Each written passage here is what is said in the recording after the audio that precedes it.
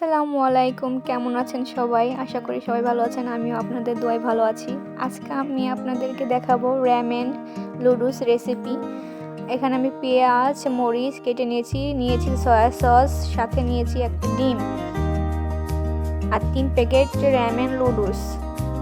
আসলে এগুলা বাচ্চাদের বা বড়দের যাদেরই বলেন সবারই পছন্দের। আমি প্রথমেই নুডলসটা গরম পানিতে সেদ্ধ করে নেব। নুডলসের সাথে যে ভেজিটেবলটা থাকে আমি দিয়ে দিয়েছি। এই যে নুডলস সেদ্ধ হয়ে গেছে। নুডলস সেদ্ধর পর এমন দেখা যাবে। তারপর আমি কড়াই বসায়ে তেলটা ঢেলে নিলাম। তেলটা দিয়ে দেওয়ার পরে তেলটা গরম হবার পরে আমি এখানে মনে করেন যে প্রথমেই ভেজে নেব পেঁয়াজ একটু মানে কাঁচা বা লাল লাল থাকলে পরে পেঁয়াজটা ভালো লাগে দেখতে। আর হচ্ছে পেঁয়াজ লাল লাল হওয়ার পর আমি এখানে মরিচ ছেড়ে দিয়েছি। মরিচটা আমি একটু অন্যরকমভাবে কেটেছি যেন একটু ডেকোরেশনটা ভালো লাগে। তারপরে যে একটা ডিম নিয়েছিলাম সেটা ভেঙে দিলাম। তারপর আমি এটা নাড়াচাড়া দিয়ে ডিমটাকে একটু ছাড়িয়ে নিব যেন সব নুডলসের সাথে মিক্স হয়ে যায়।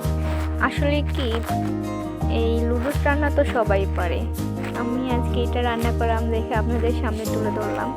কি বা ভিডিও দিব বলতে পারেন আপনারা? যখন যা আসে সেটাই ভিডিও দিই যেন আমারও ভালো লাগে, আপনাদেরকেও ভালো লাগাতে পারি আমি। তারপরে সামান্য পরিমাণে আমি একটু হলুদের গুঁড়া দিলাম, কারণ হলুদের গুঁড়া দিলে নুডলসটা আরও বেশি দেখতে সুন্দর লাগে আর আসলে লোভনীয় লাগে। হলুদ দেওয়ার পরে আমি নুডলসটা ছেড়ে দিলাম, নাড়াচাড়া দিলাম। এখন এটাকে আমি ভালোভাবে মিশিয়ে নেব। এরপর আমি এখানে অ্যাড করে দেব সয়া সস। এটা আপনারা পরিমাণ মতো যার যেমন ইচ্ছুক দিতে পারেন।